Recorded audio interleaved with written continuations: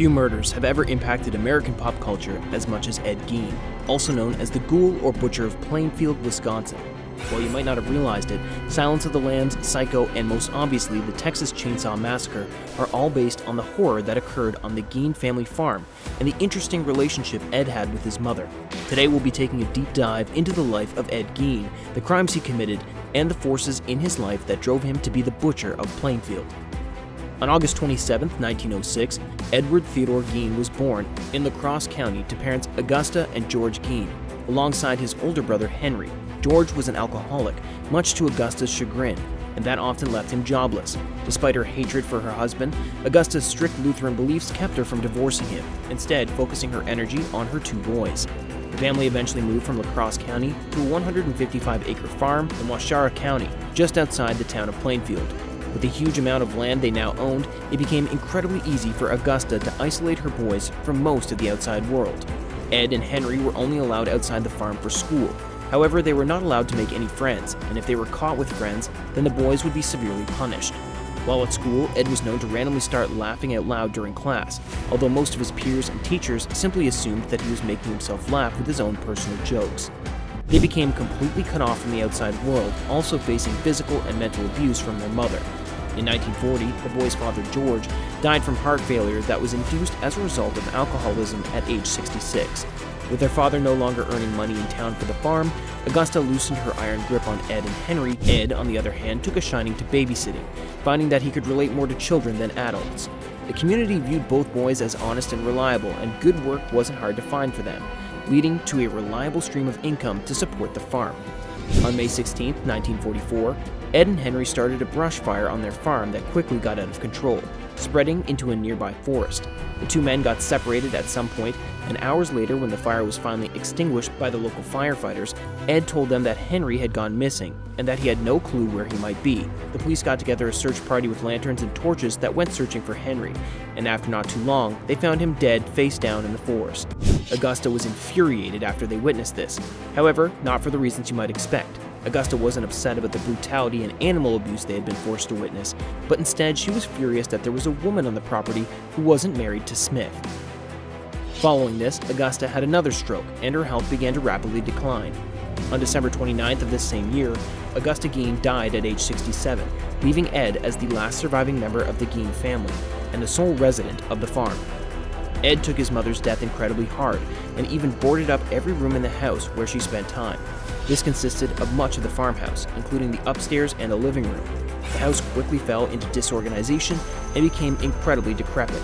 With all this time to himself and the lack of an overbearing mother to keep track of what he was doing, Ed began reading horror comics and pulp fiction magazines, as well as medical encyclopedias.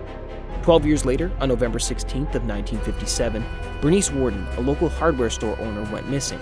Locals had seen her truck being driven out from behind the store at 9:30 a.m. that day, and when the store was closed, everyone assumed it must have been because of deer season. After another day of the store being closed, Deputy Sheriff Warden, Bernice's son, entered the store for answers, only to find the register left open and bloodstains on the floor. Frank, the deputy sheriff, saw that there was a receipt for antifreeze on the counter, and he had remembered a conversation he had with Ed Gein on the day of his mother's disappearance, where Gein had stated that he would be returning to the store later that night to buy some antifreeze. Gein was later apprehended while finishing dinner at a local coffee shop. While Gein claimed at the shop that he had nothing to do with it, the police still brought him to the local jail and locked him in a cell. They then decided to search the Gein farmstead for any evidence of what happened to Bernice, but the police had no idea the living hell they were about to walk into. Bernice's body was found hanging in a shed, dressed out like a deer. However, she had evidently been killed by a .22 caliber shot to the head. Unfortunately, this would be the least disturbing find in the Gein farmhouse. After thoroughly searching the house, the police found a number of bones and bone fragments, as well as an assortment of skulls, with some of the skulls even being sawed and used as bowls.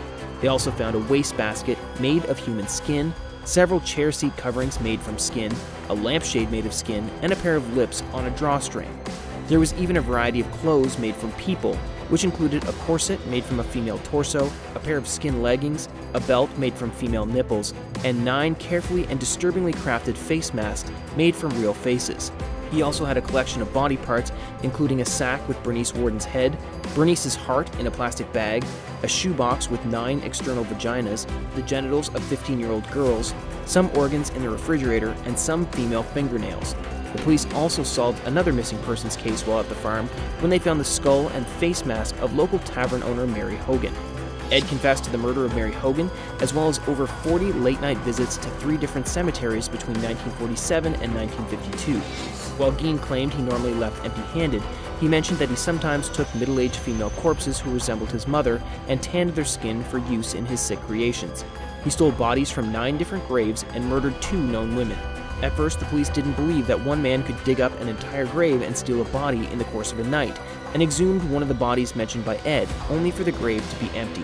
Ed denied that any necrophilia ever happened, as the corpses apparently smelled too bad. However, he did create a woman's suit that he used to imitate his mother and pretend to crawl back into her skin. He would also carefully skin his victims' faces and turn them into masks, which he wore around. During Ed's interrogation, Sheriff Art Sly repeatedly slammed Ed's head against a brick wall, which rendered Ed's first confession inadmissible in court.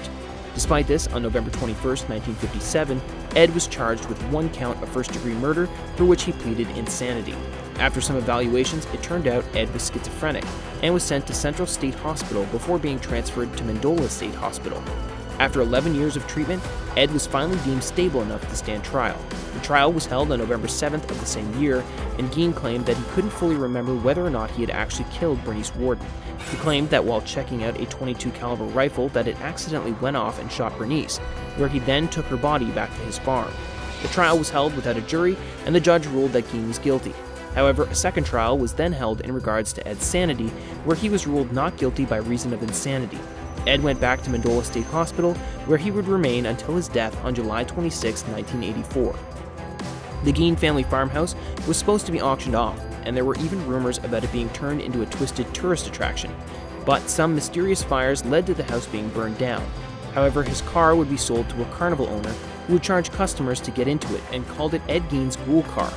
Despite the tragic events that surrounded Ed Gein's crimes, the public was still so intrigued that they ate up this attraction, as well as 3 films which were all based on Ed, all of which would go on to become amazingly popular.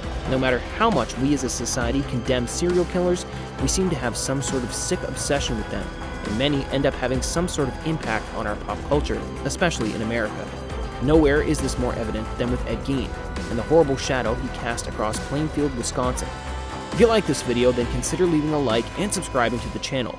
Comment down below your thoughts about this case, as well as any other cases you would like us to make videos on. We'll see you in the next one.